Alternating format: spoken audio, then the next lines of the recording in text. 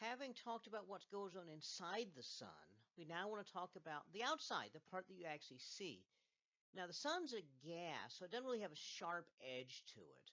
And so when you look at the sun, it's really not fair to say it has a surface, but normally when people refer to the part of the sun they call the surface, what they are referring to is a layer that we call the photosphere.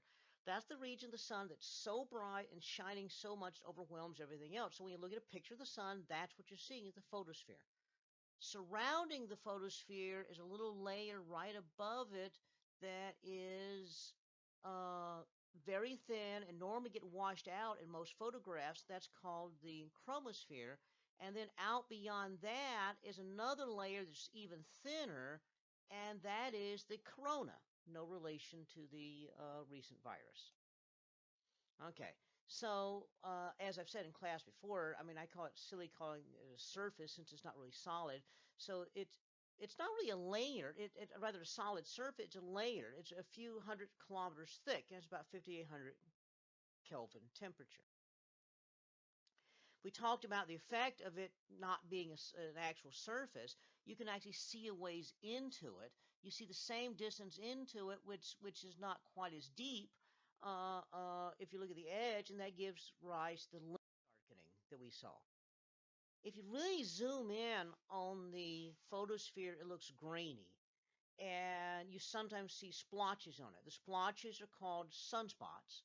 In lab, we've already talked about the faculae, which are the bright region of the sun, and those little grains that appear in pictures of the sun are actually called granules. So granulation is all those granules. So the sunspots in this photograph, you can see a little bit of faculae over here, and then you have sunspots right there. And then you have the granules right here. The granules are actually caused by convection of the sun. Hot gas is rising in places where it's bright, and the cool gas is sinking in places where it is a little bit darker. So the hot gas rises a bit brighter, and so the granules are actually blobs of hot gas that are rising in the sun, and they are like roughly the size of the state of Texas. So you have imagine you have this blob of gas the size of Texas coming up and then sinking in a matter of about 5 or 10 minutes. So that's what a granule is. There's kind of a movie of a bunch of granules right there. And they last 5 or 10 minutes. The difference in hot and cool is only about 300 Kelvin. Skylab in the 1970s was studying the sun and using Doppler shift to see the surface of the sun rising and falling. That gave rise to what we call helioseismology. We can see regions of the sun rising and falling, and so that's due to shock waves passing inside the sun. It's kind of like sound waves passing through the sun. And so using that, we can probe the interior of the sun. And one of the things they notice is there's large regions of the sun that go up and down, things the size of the Earth, going up and down every hour. So it's kind of like granules, but bigger. So we call them supergranules. These sound waves shocking through the sun, bouncing around, are almost like a ringing bell. So the sun is ringing like a bell.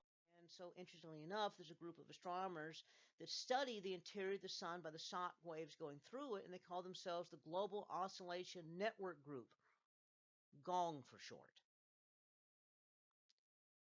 Measuring the shock waves going to the sun, that's where we figure out that the sun rotates differentially on the inside. In class, we talked about it differentiating on the outside, differential rotation. So the equator goes around faster than the poles. What we find is the entire inner part of the sun rotates at a different speed than the outer part of the sun. That shear in rotation turns out to be very important in determining how the sun behaves.